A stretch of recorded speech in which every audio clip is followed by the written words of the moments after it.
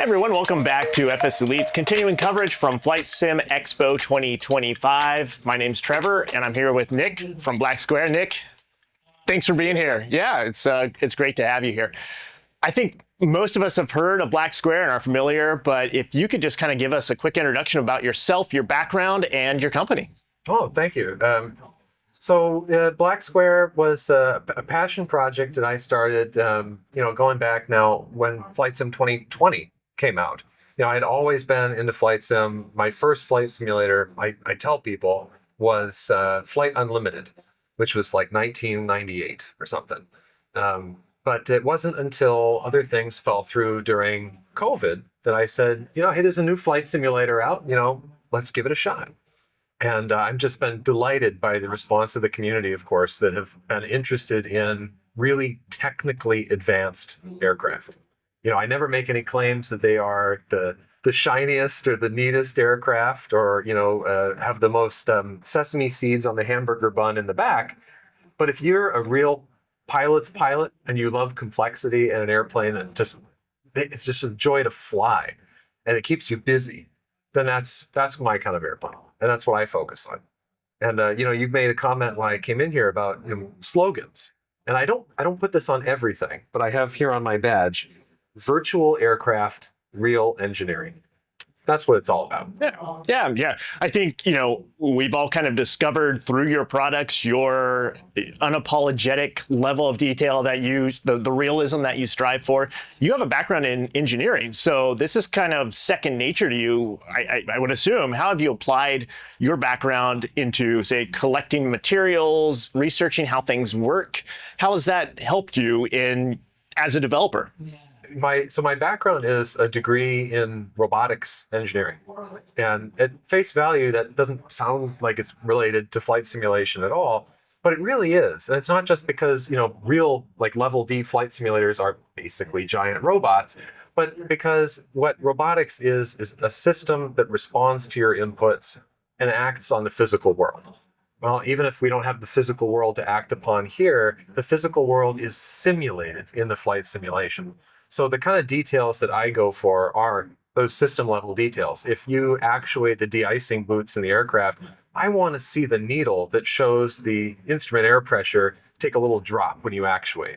That's the kind of thing that we see as real world pilots that let us know that a system is working, something isn't quite right, those kind of details. The feedback from the system. That's the robotics engineering part. Beyond that, the technical aspects, yeah, it is the systems integration, knowing how all the pieces work together. And you asked about research. That is kind of where I start. If I don't understand how the aircraft was built and all the systems that are in the back, that's where I have to start. I have to understand why it was built the way it was. And it's been a pleasure to see even places where the engineers that designed the airplanes, how they arrive at their final solution. And that guides me. We've been familiar with Starship, with your project that you just released a couple of weeks ago now. You had basically unfettered access to the real aircraft, to the owners themselves. Can you talk about how that came about and how you were and what you were able to glean from that access? Yeah, luckily, the owners know that they are owners of a piece of history. There are, depending on how you count, 5 or 6 airworthy starships left out of the 50 to 53, depending on how you count, that left the factory. And some of them are more public about it than others, and some of them reached out to me, and I reached out to some of them, and they connected me to the other ones. So I've been really lucky to become kind of a little part of the Starship legacy network. And so just from talking on the phone to the owners, so for anybody who might have the product or have seen my YouTube videos, you'll know that the avionics cooling, keeping the systems cool in all phases of flight on the ground, it's a big part of operating Starship. And that was one of the first things I was told by one of the owners on the phone. I said, is there anything you want to see me do that's unique to this airplane? He said, it's got to be the cooling. So I went with it and made it a big part of the product. So then after that, what you can't get over the phone and you can't get in the documents, I had probably 20,000 pages of Starship documents for this, is the sounds. So that was the big trip to Texas to see the shop. It's an MRO where they maintain all the starships, or most of them, end up going to him, this one guy who's a Starship owner and pilot himself, for the maintenance. And that was just a real pleasure. Spent a lot of time over a couple days with this gentleman, sitting in the cockpit, doing the chair flying, got the manual out at the table, went through all the documents. It was a great opportunity just as a pilot and a guy that loves aviation, but to see the airplane that I've been working on now for years and to be able to punch all the buttons myself and sit in the left seat, and what a joy. And you mentioned that, this has been a passion project. Starship was a passion project for you. You're digitally preserving history, which is something that really resonates with me. I think that's just a great mantra to go forward with. Now that it's out, the community reaction, how has that been for you? How is it to kind of release your baby to the world? I had somebody ask that at the booth.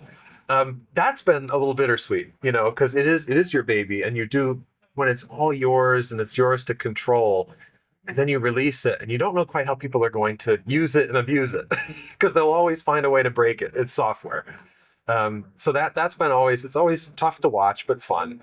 And particularly, I have to say that a lot of the streamers, YouTubers that even got their preview copies, a week ahead of time, did a really great job actually reading the manual first and then knowing what they were doing the first time they showed it off. That was a lot of fun to watch, especially the real pilots among us there, V1 simulations. I just did a great job with the airplane. I was so impressed, and it was fun to see people take ownership of this thing that I've brought to fruition, because, most people are not going to get to sit in the real thing, let alone fly it. So to take that ownership of it, just like it is the real thing, that's what it's all about for me. Yeah, and along those lines, I mean, this is an airplane that has a storied history to it. It, as you made clear, it bridges kind of that digital analog gap, pre-GPS. You've built that into your simulation of Starship.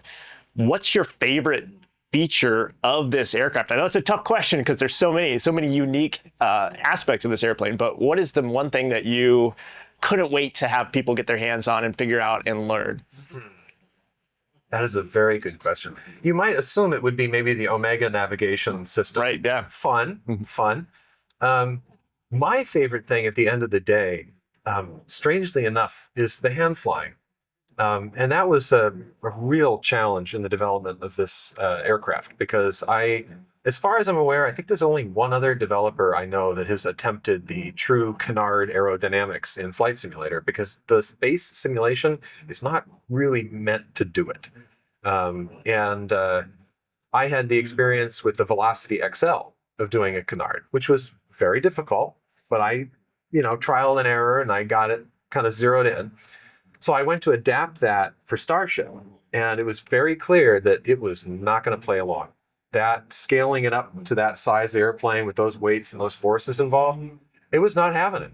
And I was really worried that I was going to have to create a canard facsimile to be able to release it in a way that felt good, because it has to feel good, and that's another thing that's, quick sidebar, that's really important to me in developing my aircraft, is not just that it's technically accurate or that it looks good. It has to feel good to fly. It has to be, all the switches have to feel just right. The sounds have to hit at just the right moment. I put a lot of work into that. And the same should be true of hand flying. And I took a lot of math and spreadsheets and equations to transform the velocity slowly, step by step, into the Starship. And it finally got there. And I'm just so happy with how it feels to hand fly. It's stable, a stable platform, just like the real thing. It's a weird answer, but I think that's it. Yeah. Well, and I know, you alluded to kind of 2024 and the challenges. I know in one of your recent dev updates, you mentioned, there are some factors there that you're working on. You've also started updating your legacy or your existing line of aircraft, as well as introducing some new ones for the new flight sim platform. Is that exciting for you as a developer, or is it one of these, one more task that I have to take on sort of things? I know you get a lot more functionality, walk around features, and those sort of things that you can take advantage of, but what's been your approach to adapting your products or completely redoing your products, if it may be, for the new flight sim? I would say that the first step was being flexible. because, first of all, the dev alpha of 2024 only came out hardly more than a week before the public version.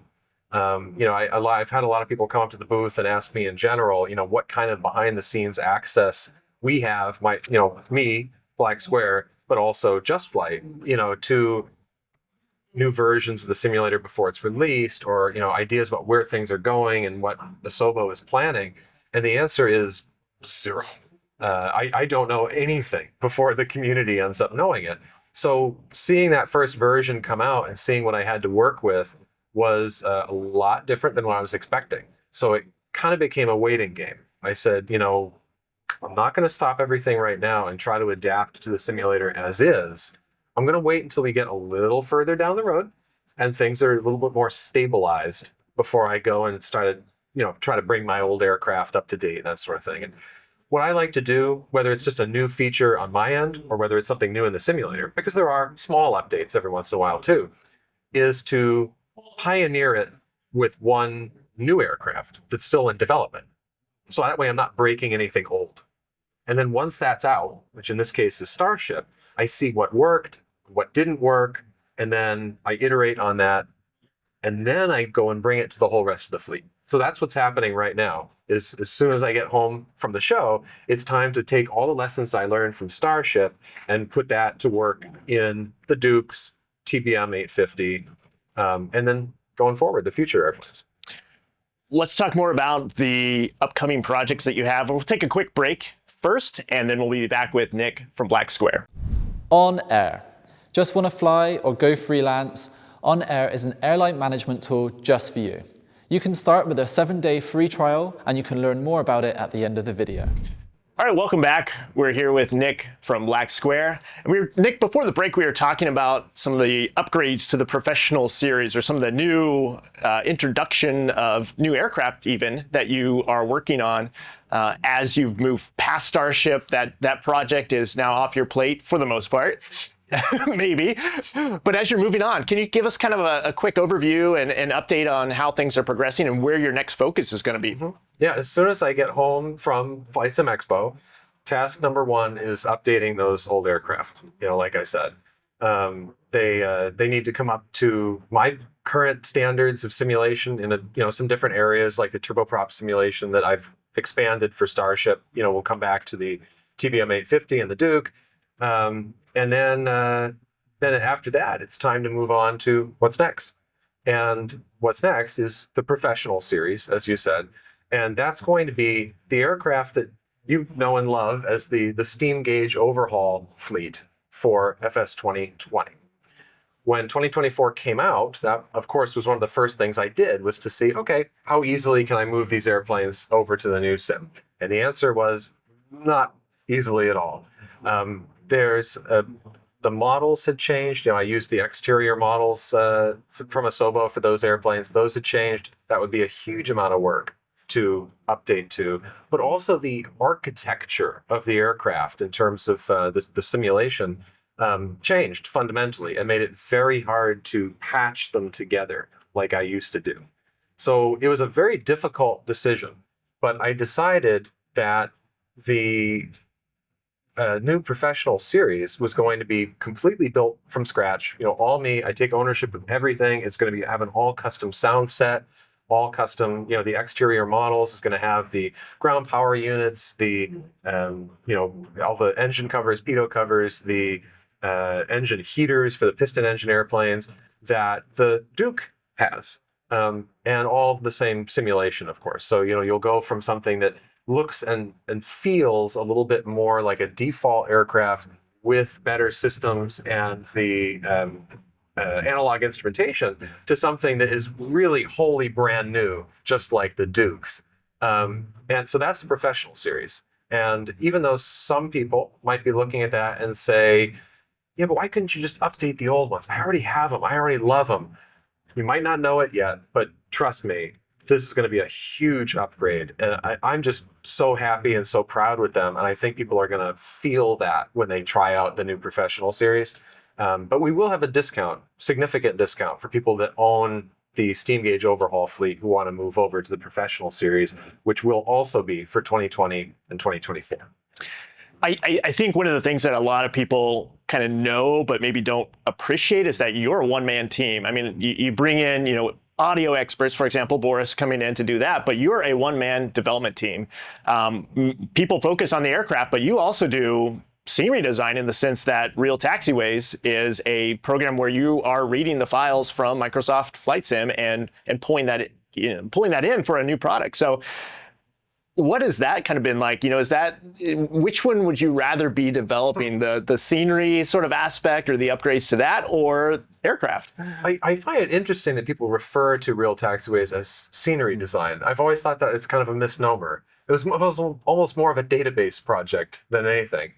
And way back when I released that, I had actually made a video that's never been released about how it worked. Because I've had people write to me more on the other businesses in the flight sim community say, where'd that data come from? How'd you do that? How did you have every taxiway sign at every airport, in not every airport, but thousands and thousands of airports in the United States, Europe, everywhere. And I said, that's no database. I took the compiled scenery for the flight simulator. So this is how I ensured that what I produced would match what was in the sim. Because of course they can become out of sync. Old satellite data, old airport data, new airport data. So I decompiled what was in the simulator, and then I built a piece of software that would generate all the signs for the airport once the taxiways were named. And it has minimal UI and basically all runs off of keyboard combination commands. So the interface is like built for extraterrestrials. I just memorized how this all works, and I almost played it like an instrument. I'd have the charts open on one side, and then I'm looking at the screen on the other, and the way I entered them was just like spacebar D, enter, control 4, and that coded into every one of these thousands of airports what all the taxiway namings were. And then I pushed one button, and it went brrr, and it populated the whole airport with sometimes thousands of taxiway signs. At the bigger class Bravos, there's no way you could do that by hand. And the decompilation process was a big part of it, because that's how I ensure they match. Which would I rather be doing? I moved to the airplanes for a reason. Real Taxiways was fun, and it was a really, probably the most impressive programming project I've ever done in my life. But the airplanes are just, I don't think anybody gets into aviation for the taxiway signs. Fair enough. Yeah, fair enough. Yeah. We're here at FS Expo. This is your third time? Yeah. Third time here. What's the best part of being here? For me, it is the people that walk up to the Just Flight booth and say, I just want to congratulate you on Starship today.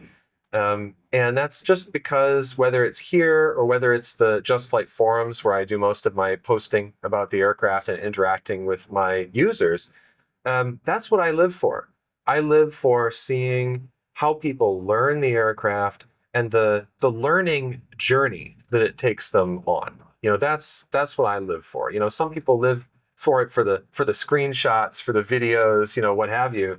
And for me, it's seeing people go through a manual and go through a system. And maybe the example I gave earlier, you flip that de-icing switch and the needle does this. And that for a few people, they're going to look at that and they're going to go, why? And usually the answer's in my manual, because I like my manuals to be kind of like a ground school in a box for that particular airplane. And when you read one of my manuals, yes, it's got all the technical information you could ever want about that airplane. And in Starship's case, it's one of the best compilations of current Starship information, because they've changed a lot over the years. A lot of software updates, equipment updates. But I don't just start out with that. I make sure that what are inertial separators? Why do we use them? So I don't like when people fly just by a checklist. And, again, fellow pilot, you understand. Just flipping the switches doesn't do it for me. It's understanding, what is that doing? I turn that switch, these louvers move. Where's the bypass air come out? Where are those ducts on the airplane? We talked about the design process. That's another part of it for me, is that when I'm looking at the exterior of the aircraft, I'm saying, okay, there's a duct here, an inlet. And then there's, an outlet over there. what happens in between? That's a system. That's something that the real aircraft owner would know why it's there, what it is, and what it's doing, and how you control it in the aircraft. Yeah, that's part of the fun for me. Yeah, I can totally get that. And I think we all have seen just that attention to detail that like we talked about, it's the unapologetic realism that you've managed to convey because of this, your background and your interest and everything like that. So as we wrap up here, I like to ask, I know we've talked in the past about how you are, very involved with development, how you are the one-man show that's creating all these add-ons. Do you ever get to enjoy flight sim for yourself? Did you take Starship on a multi-state tour and enjoy, that sort of thing? I wish. It's very rare that I do. I frequently tell people that is the curse of being the aircraft developer, is that I only get to fly my airplanes when they're either unfinished or broken. However, there is maybe a week or two period towards the end of aircraft development when it's all come together. I find that the best way to find the issues and the bugs is to just fly it. And I had a few moments like that with Starship where I was, what I'll typically do, because it really exercises the systems, is to do back-to-back instrument approaches, something like all the way up the coast of Florida, just weaving back and forth like this, just picking your next approach to the next airport up. And what you find is usability issues, things that you might not have seen in the manual that were explicitly spelled out. But I remember one time with Starship, I was flying into an airport. I was just practicing different types, of approaches and doing a localizer approach. And I'm coming at it sort of backwards. And I looked at it and I said, the back course flag was showing like on one screen. And I said, something doesn't feel right. It was nothing in a manual, nothing I could have read, not a software bug, but as a pilot, I felt it in my bones, something wasn't right. And that helped me track down something that I know makes it a better product. That's a lot of fun. Yeah. Wish I had more time for it. I think we all do. I think that's a safe assumption. So, Nick, it's been a pleasure speaking with you. Thank you very much for your time. And we really appreciate everything that you've published and put out. And we look forward to the next chapter, if you will. Thanks so much, Trevor. Thanks, everyone, for watching. This has been Trevor with FS Elite, and we'll see you soon. What if every flight you did had purpose? Every takeoff counts for something. That's exactly what On Air does. It's an airline management tool that gives you the power to fly exactly as you want to, and you'll be able to join a community of thousands. Let the AI take over when you're not flying and build up your own schedule and database to create your own airline management experience. You can start with On Air right now today and get a 7-day free trial and enjoy this incredible experience. Check it out with the link in the description down below. Thanks for watching. If you want more of our coverage of Flight Sim Expo 2025, click on these videos.